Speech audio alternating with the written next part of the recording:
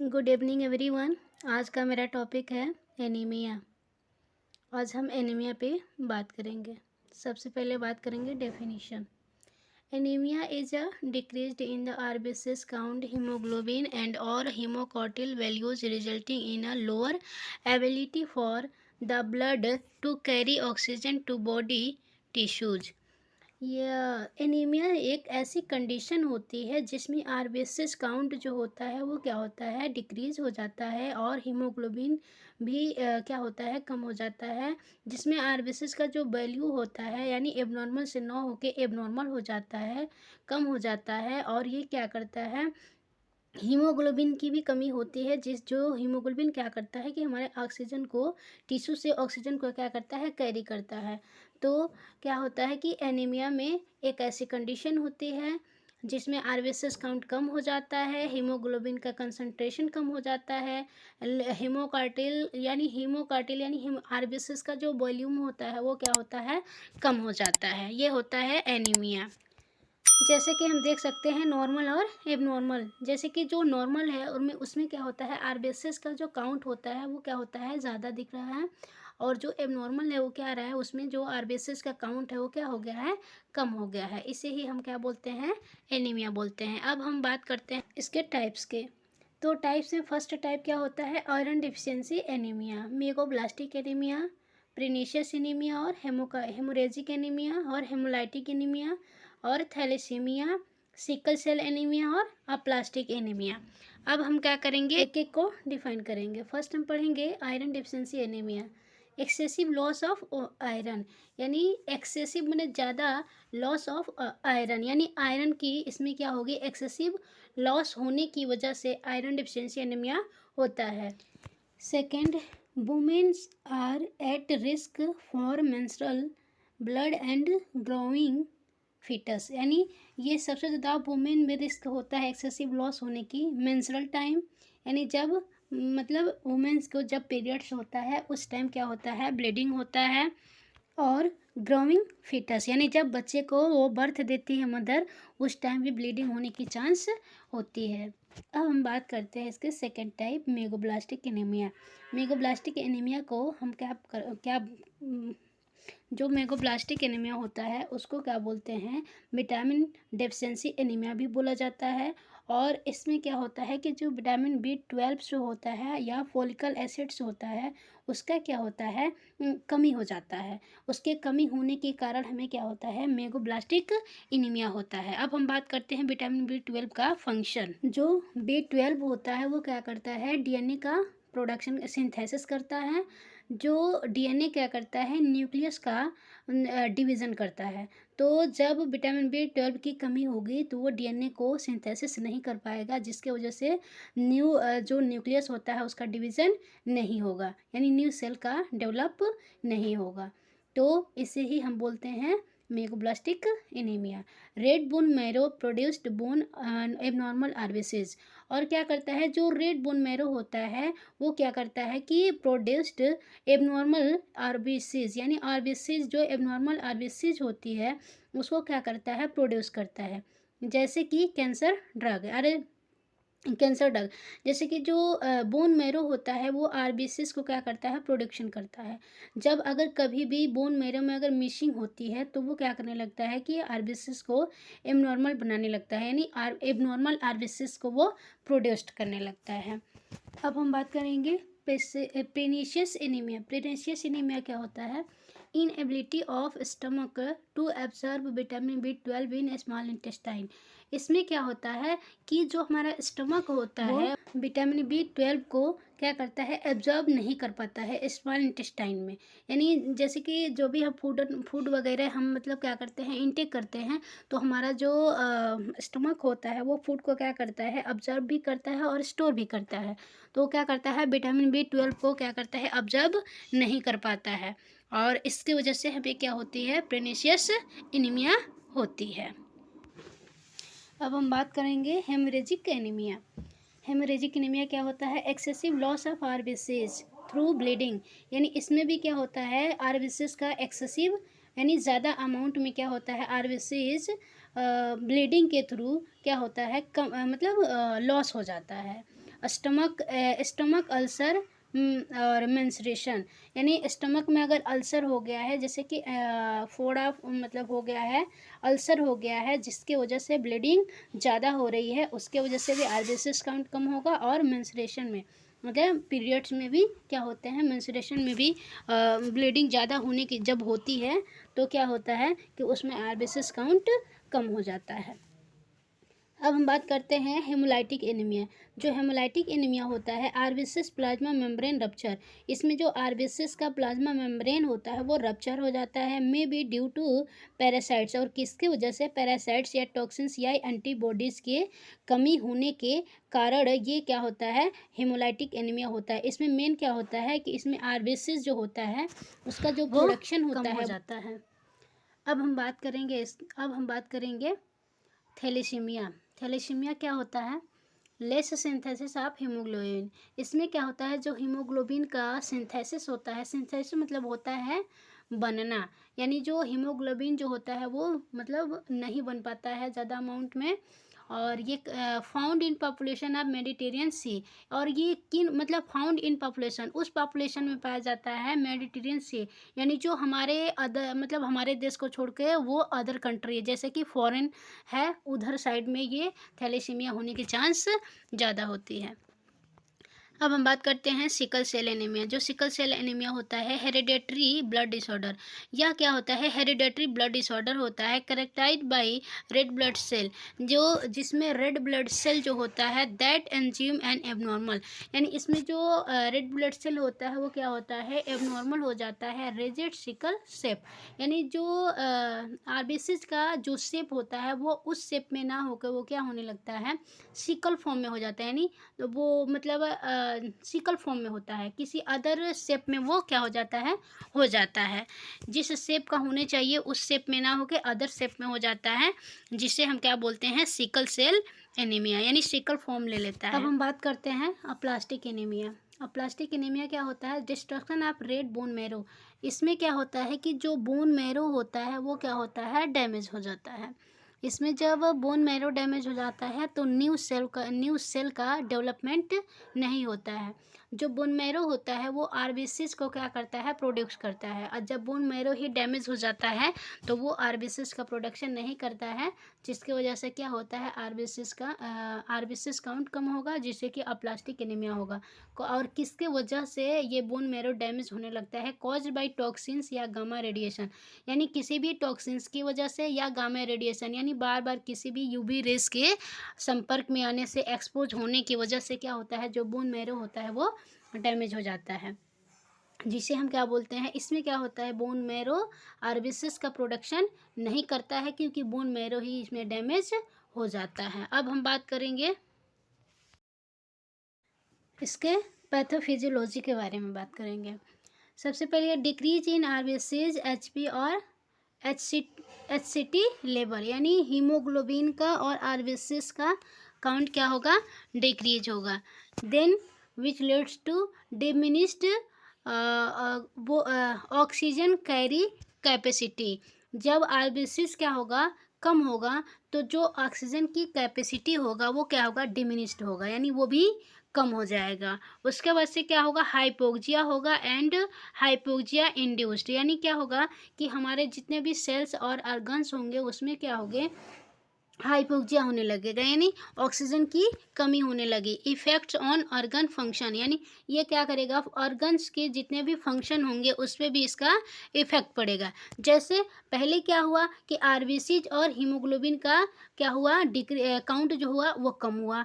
Then क्या हुआ कि डिमिनिश्ड ऑक्सीजन कैपेसिटी, जो ऑक्सीजन की कैपेसिटी है वो क्या होगा, हमारे बॉडी में कम होगा, यानी हमारे जो टिश्यू है, ऑर्गन्स है और उनके फंक्शन है उस पर भी क्या पड़ेगा, इफेक्ट पड़ेगा उनमें। क्यों, क्योंकि उनमें ऑक्सीजन की लेवल क्या हो जाएगी, कम हो जाएगी। देन क्या होगा, sign and symptom of anaemia, उसके बाद से हमें साइन सिम्टम शो होने लगेगा एनीमिया का।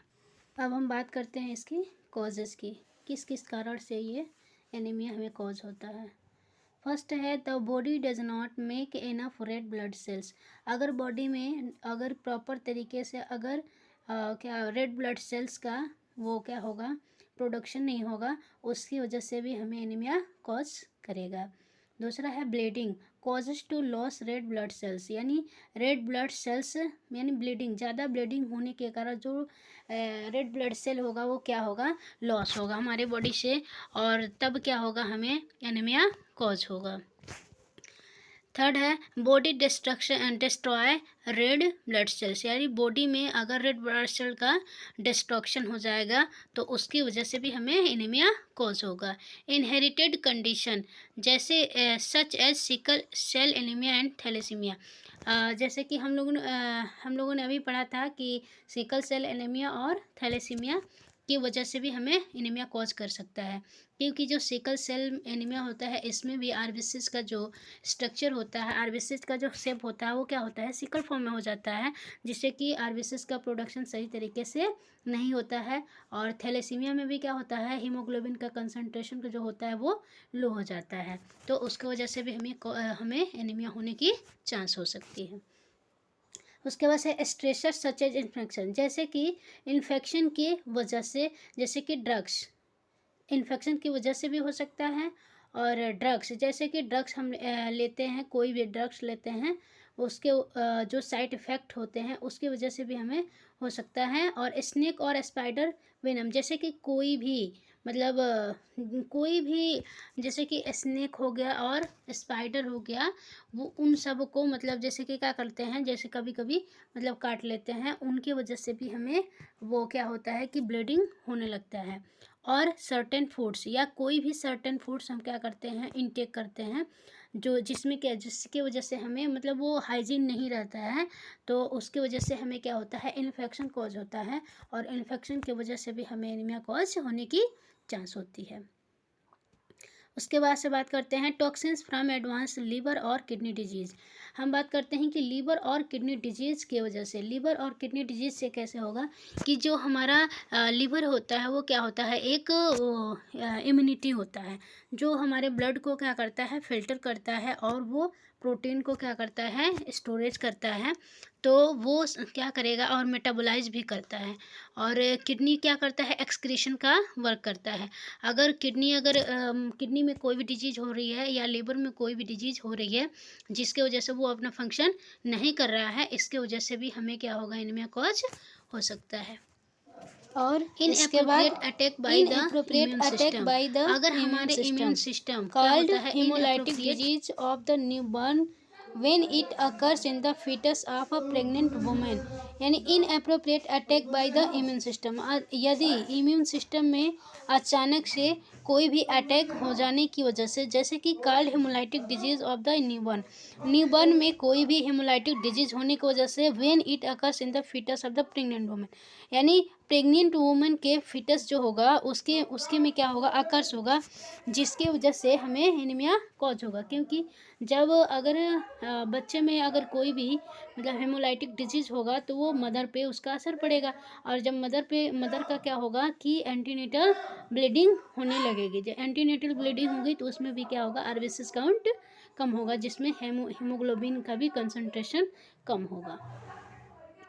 Vascular graft, prosthetic heart valves, tumors, severe burn exposure to certain chemicals, severe hypertension and clotting disorder। अब बात करते हैं कि वेस्कुलर ग्राफ्ट, जैसे कि अगर वेस्कुलर में कोई भी ग्राफ्टिंग वगैरह हुई है तो उसकी वजह से भी हमारा इम्यून क्या करता है, अपने सेल को अनहेल्दी समझता है और क्या करता है, उसको डैमेज करने लगता है।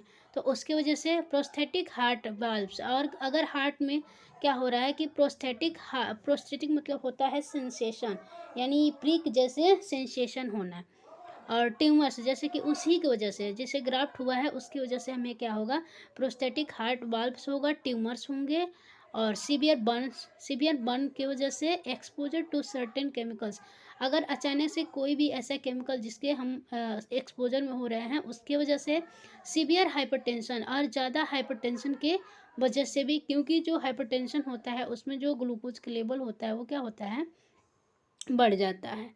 एंड क्लॉटिंग डिसऑर्डर, अगर क्लॉटिंग डिसऑर्डर हो, क्योंकि पता है कि जो क्लॉटिंग फैक्टर्स होते हैं वो क्या करते हैं कि क्लॉट करने में, जो ब्लड होता है उसको क्लॉट करने में हेल्प करते हैं। अगर इसमें कोई भी डिसऑर्डर हो जाता है तो वो क्या करता है कि क्लॉटिंग नहीं करता है, जिससे कि ब्लड लॉस होने की चांस होती है। तो इसके वजह से भी हमें क्या होगा, एनीमिया कॉज कर सकता है। इसके वजह से इन रेयर केस में an enlarge spleen can trap blood cell and destroy them before their circulating time is up. हम बात करते हैं कि जो स्प्लीन होता है उसका मतलब इनलार्जमेंट हो जाने की वजह से, तो जो हमारा स्प्लीन होता है ये भी क्या होता है, एक प्रकार से इम्यूनिटी होता है। जो हमारे ओल्ड ब्लड सेल होते हैं उसको क्या करता है, डिस्ट्रॉय करता है, और न्यू ब्लड सेल को क्या करता है, प्रोडक्शन करता है। तो अगर यह इनलार्ज हो जाएगा तो ये अपना फंक्शन प्रॉपर तरीके से नहीं करेगा, तो उसके वजह से भी हमें एनीमिया कॉज हो सकता है। अब हम बात करते हैं इसके सिम्टम्स की। Anaemia sign and symptom vary depending on the causes of anaemia. जो इसकी साइन एंड सिम्टम्स होती है एनीमिया के, वो मतलब जिस टाइप की एनीमिया होती है उस टाइप के ये इसमें सिम्टम शो होते हैं।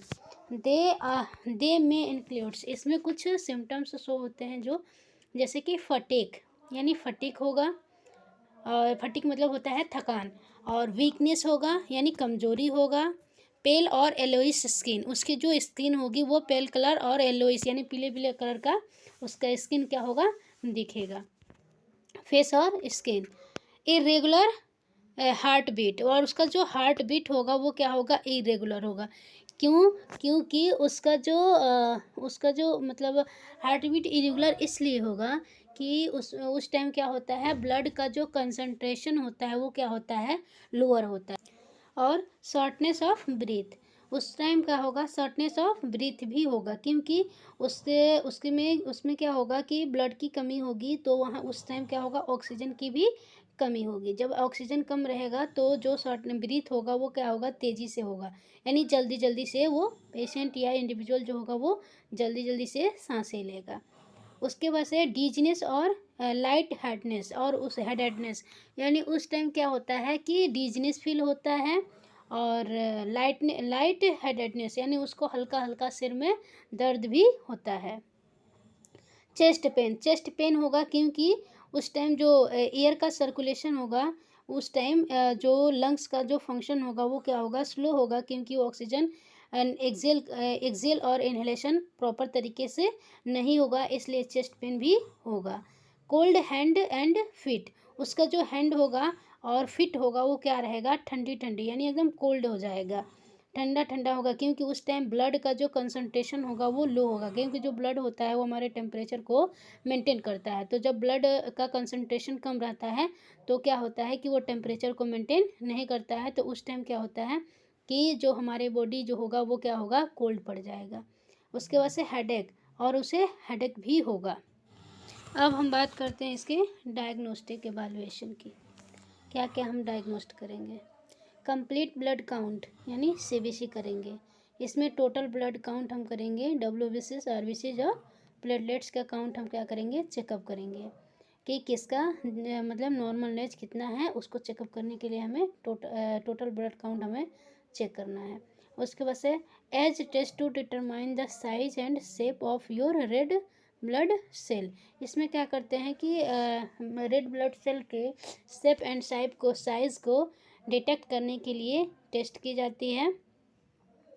उसके बाद से बोन मैरो बायोप्सी भी होती है, क्योंकि बोन मैरो बायोप्सी इसलिए होती है कि जो बोन मैरो होता है वो क्या होता है, इन्फेक्शन की वजह से डैमेज हो जाता है, तो उसकी बायोप्सी भी की जाती है कि वो रेड ब्लड सेल को क्या करता है, प्रोड्यूस नहीं करता है, इसलिए उसकी बायोप्सी भी करेंगे।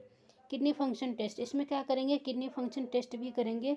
किडनी फंक्शन यानी किडनी का जो फंक्शन है वो प्रॉपर है कि नहीं है, उसके लिए भी किडनी फंक्शन टेस्ट करेंगे। उसके बाद से स्टूल टेस्ट, इसमें क्या करते हैं, स्टूल टेस्ट भी करते हैं कि स्टूल टेस्ट में क्या करते हैं, उसके कलर और उसके फॉल स्मेल जो होती है उसको चेकअप करते हैं, उससे हम क्या करते हैं, डिटेक्ट करते हैं कि पेशेंट एनीमिक है कि नहीं है। अब हम बात करते हैं इसके मैनेजमेंट में हम क्या करते हैं, मेडिकल मैनेजमेंट करेंगे। To correct the underlying cause, यानी जिस तरीके से कॉज मतलब होगा उस तरीके से हमें क्या करना है, उसको करेक्ट करेंगे, यानी कॉजेस के अनुसार ही हमें उसे क्या करना है, करेक्ट करना है। To replace the RBCs in the case of severe anaemia.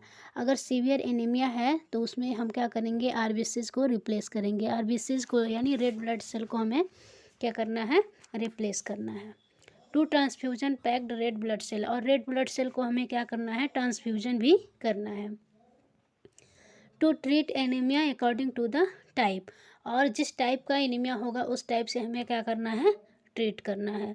Use of corticosteroid, यानी कार्टिकोस्टेरॉइड को हमें क्या करना है, देना है, यानी कार्टिकोस्टेरॉइड देंगे। एंटी इन्फ्लामेटरी ड्रग्स, और उसके वजह से क्या देंगे, आयरन सप्लीमेंटेशन। आयरन सप्लीमेंटेशन भी उसे देंगे कि अगर आयरन की कमी है तो उसे आयरन सप्लीमेंटेशन भी प्रोवाइड करेंगे। उसके बाद से न्यूट्रिशनल थेरेपी, उसे सबसे ज़्यादा ज़रूरी क्या होगी, न्यूट्रिशनल थेरेपी, यानी उसके डाइट को भी हमें क्या करना है, मेंटेन करवाना है कि उसके डाइट में क्या क्या हम उसे दे सकते हैं, रिच डाइट हमें उसे देंगे, और रिच डाइट देंगे, और उसे क्या करेंगे, रेस्ट के लिए बोलेंगे कि पेशेंट क्या करे, ज़्यादा मतलब आवश्यकता के अनुसार ही वो अपना कार्य को करे, और वो क्या करे, ज़्यादा से ज़्यादा रेस्ट प्रोवाइड करे। अब हम बात करते हैं इसके नर्सिंग मैनेजमेंट की। असेस द वाइटल साइन, हम क्या सबसे पहले क्या करते हैं, वाइटल साइन को असेस करते हैं। उसके बाद से increase the patient to increase nutrition and content as such as iron, protein and vitamin, यानी उसको क्या करेंगे, इनक्रेज करेंगे, उसे न्यूट्रिशन कैसे लेना है और क्या क्या लेना है, जैसे आयरन जैसे हो गया, प्रोटीन हो गया और विटामिन हो गए। इसको हमें क्या करना है, उसे प्रोवाइड करने के लिए उसे हम क्या करेंगे, बोलेंगे कि आपको ये चीज़ें खानी है। उसके बाद से replace the lost volume with transfusion of the intravenous fluid, और उसे क्या करना है, इंट्रावेनस फ्लूइड को भी ट्रांजेक्शन करने के लिए हमें क्या करना है, बताना है कि आपको क्या करना है, रिप्लेस करवाना है आईवी फ्लूइड को भी। Assess the sign of the any complications, और उसके जो भी साइन सिम्टम है उसको हमें क्या करना है, असेस करना है कि कोई और कॉम्प्लिकेशंस उसे ना हो जाए, और उसे क्या करना है, साइकोलॉजिकल सपोर्ट देना है, और उसे सफिशिएंट बेड रेस्ट प्रोवाइड करना है। उसके बाद से instruct the patient to limit activities that may leads to dyspnoea, यानी उसे कहेंगे कि मतलब अपनी लिमिट में ही कोई भी एक्टिविटी करे जिसकी वजह से उसे डिस्निया कॉज ना हो, यानी सांस लेने में उसे दिक्कत ना हो। अब हम बात करते हैं इसके कॉम्प्लिकेशंस के, कि कौन कौन से इसके कॉम्प्लिकेशंस हो सकते हैं पेशेंट को। सीवियर फटीग, बहुत ज़्यादा क्या होगा, फटीग होगा, बहुत ज़्यादा मतलब क्या होगा, उसे फटीग होगा, यानी उसे थकान फील होगा, उसे चलने उठने बैठने में सब में दिक्कत होगा। उसके बाद से प्रेगनेंसी कॉम्प्लिकेशंस, प्रेगनेंसी में भी कॉम्प्लिकेशंस हो सकता है। अगर मदर प्रेग्नेंट है उस टाइम अगर हीमोग्लोबिन की कमी होगी तो क्या होगा, बहुत सारे कॉम्प्लिकेशंस हो सकते हैं। नॉर्मल डिलीवरी में भी कॉम्प्लिकेशंस हो सकता है, और बच्चे में भी कोई दिक्कत आ सकती है। उसके बाद से हार्ट प्रॉब्लम, हार्ट में भी प्रॉब्लम हो सकती है, जैसे कि हार्ट बीट जो उसका होगा वो क्या होगा, बहुत तेज़ हो जाएगा, क्योंकि उस टाइम ब्लड और ऑक्सीजन की क्या होगी, बहुत कमी होगी, जिससे कि जो हमारा हार्ट होता है वो जल्दी जल्दी से क्या होने लगेगा, पंप करने लगेगा, क्योंकि उसमें वो क्या होगा, ऑक्सीजन और ब्लड की कमी होगी।